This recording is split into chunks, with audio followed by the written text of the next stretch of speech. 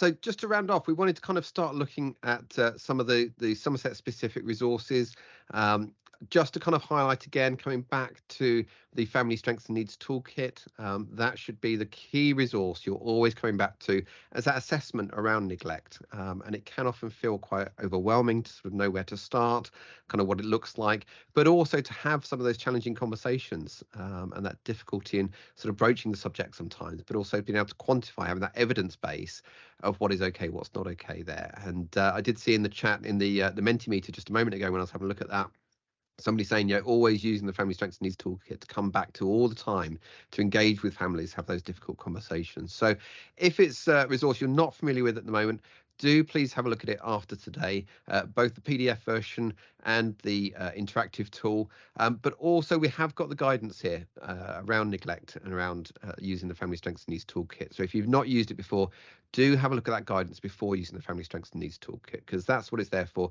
to engage with families and have those challenging conversations, sometimes identifying where those areas of neglect are, but also having that tool to kind of really engage with families and actually know where things may be improving or not, and actually that evidence base to come back to all the time. So don't just do it as a one-off, come back and review it all the time to keep on shaping your thinking around concerns around neglect. Also, just to emphasize to you, we do have a whole plethora now of specialist training in certain areas, and that includes a half-day free workshop. Do please join us for that on recognising, understanding and responding to neglect, which is really a kind of practical session about using the Family Strengths and Needs Toolkit. So if you've not used it before, or you'd just like sort of come back and sort of sharpen up on it a little bit, we use a case study within that, really kind of getting to grips with how to kind of use that as a tool to engage with families. So that's some of the training available. That's some of the resources available to you. But there is a lot out there as well. And Becky, if it's okay, I'm just going to come back to you for a moment, because you obviously mentioned that you oversee the Early Help Hub. I just wonder if you could maybe sort of talk to everybody about the work of the Early Help Hub, what they do broadly, but also kind of how people might be able to access them for wider support and signposting. Definitely.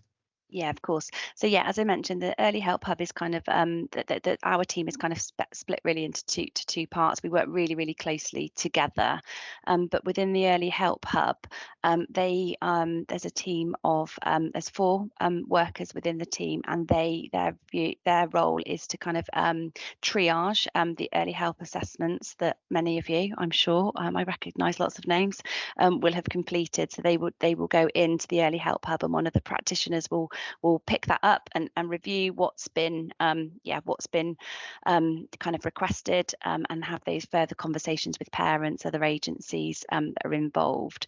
The team can support with the kind of helping to write an early help assessment as well once you've got to that stage. But I guess really prior to thinking about making a referral potentially to the hub, we do have an Early Help Hub advice line. I think, yeah, that's right, the number is up on the screen. So as well as that practical support in terms of filling out the Early Help Hub for the Early Help Assessment, one of the things that the team can do is offer support and guidance really about how to next steps. So when you're working with a child or a family and a situation is particularly challenging, you perhaps feel a little bit stuck as to what to do next, the workers can sort of offer support and advice around next steps, really around support, and help you think about those how best really to meet that child and that family's needs.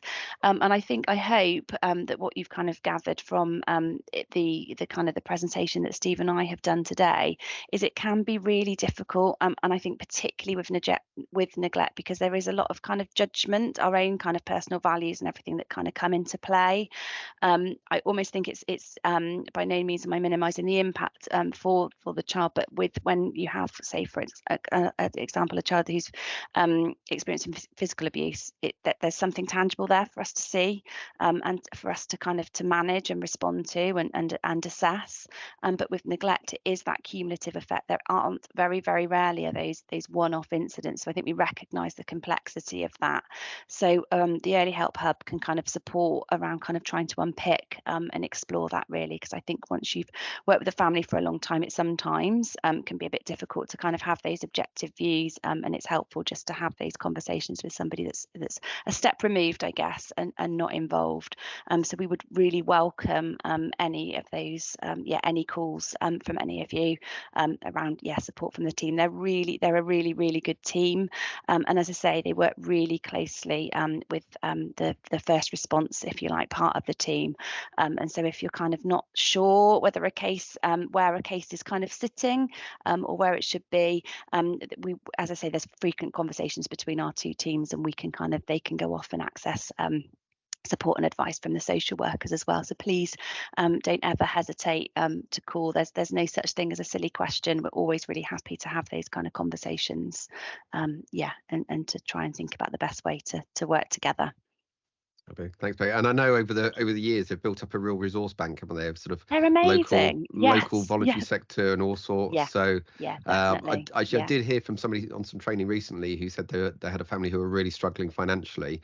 They got in touch with the Early Help Hub, who said, actually there's a really good charity, and I can't remember if it was a Taunton area or somewhere, saying they provide white goods, and I think they said the next day there was a new washing machine for them there. Fantastic, isn't it? Yeah, it's brilliant. They're really good, and they keep that. We've got kind of a database which we keep kind of updated all the time, so they've got really good current knowledge. Make the most of them. Absolutely. Brilliant. Thank you, Becky. Okay, well, thank you very much, everybody, for joining us on this lunchtime. We hope that's been useful for us, and we do hope you can come back and join us again tomorrow. So thank you very much. Take care of yourselves, and we'll see you again soon. Bye-bye.